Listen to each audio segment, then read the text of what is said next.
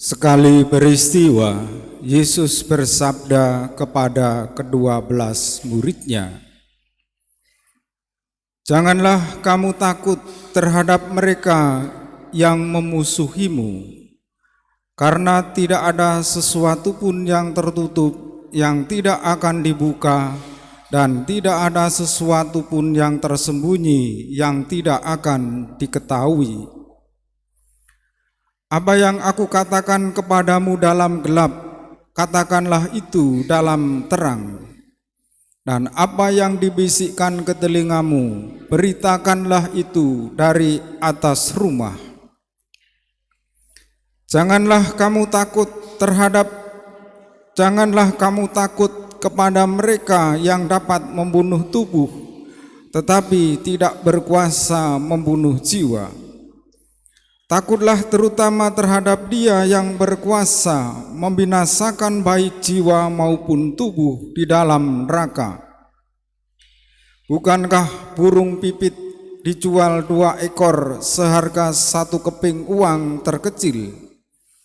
Namun seekor pun tidak akan jatuh ke bumi di luar kehendak Bapamu. Dan kamu, rambut kepalamu pun terhitung semuanya. Karena itu janganlah kamu takut, sebab kamu lebih berharga daripada banyak burung pipit. Setiap orang yang mengakui aku di depan manusia, aku juga akan mengakuinya di depan Bapa-Ku yang di surga. Tetapi siapa saja yang menyangkal aku di depan manusia, aku juga akan menyangkalnya di depan Bapa-Ku yang di surga."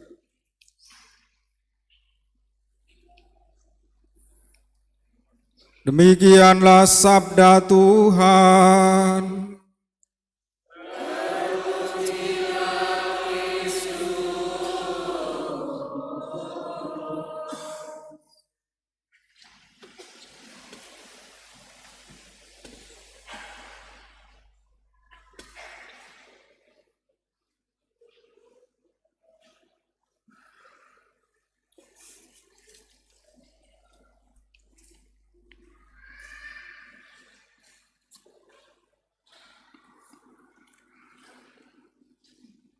Umat Allah yang terkasih,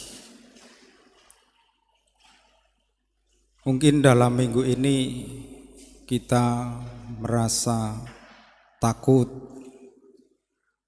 atau merasa mengalami maksud baik kita disalahartikan orang, atau mengalami pekerjaan dan pelayanan kita tidak dihargai oleh Romo, tidak dihargai oleh umat atau sesama. Tuhan memberi kekuatan dan penghiburan. Burung pipit yang dijual 2 ekor seduit, Bapa di surga pelihara, apalagi kamu.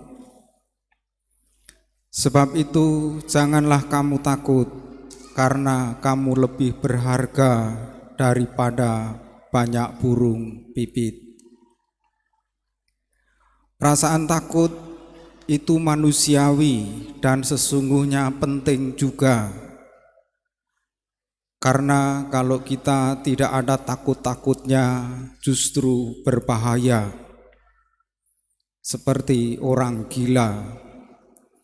Ketakutan itu penting, karena dengan rasa takut yang manusiawi, kita bisa menghindari bahaya, juga bisa menata masa depan.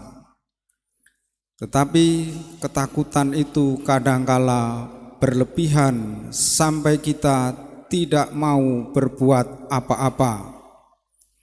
Lebih-lebih dalam kita hidup sebagai orang beriman, harus berani mengakui Yesus sebagai penyelamat. Injil hari ini meminta kita yang kita dengar dipesankan oleh ke-12 rasul, tak usah takut akan kesulitan, kekurangan, perlawanan, dan penderitaan dalam menjalankan tugas perutusan. Malah dalam aneka macam kesulitan dan tantangan, para rasul diminta untuk berteguh dalam perutusan. Mengapa para rasul bisa tetap teguh dalam perutusan kendati mereka kerap mengalami aneka kesulitan seperti yang kita dengar juga dalam kitab Nabi Yeremia tadi?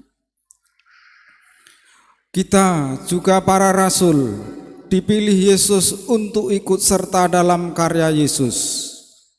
Resiko perutusan disebutkan bahwa mereka diutus seperti domba di tengah-tengah serigala. Hendaknya mereka cerdik seperti ular dan tulus seperti merpati.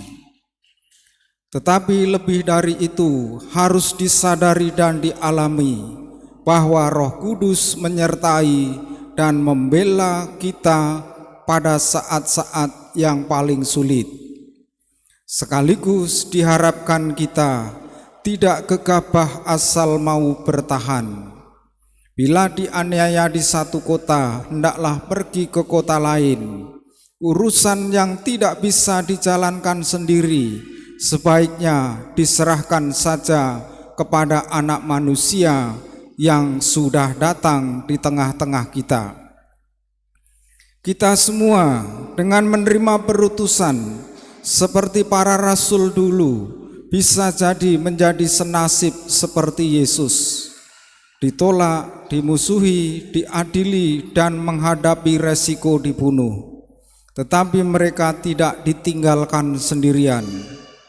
Para rasul diharapkan dapat menilai keadaan secara bijaksana dan bersikap tulus menjaga integritas diri.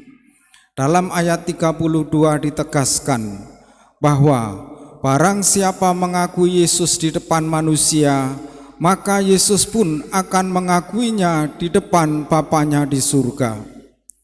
Mengakui Yesus tanpa membiarkan diri dihantui rasa takut atau bisikan pengaruh-pengaruh jahat, melainkan kita tetap menjalankan perutusan dengan sikap penyerahan diri kepada Tuhan sendiri yang mengutus kita, yaitu Bapa di surga.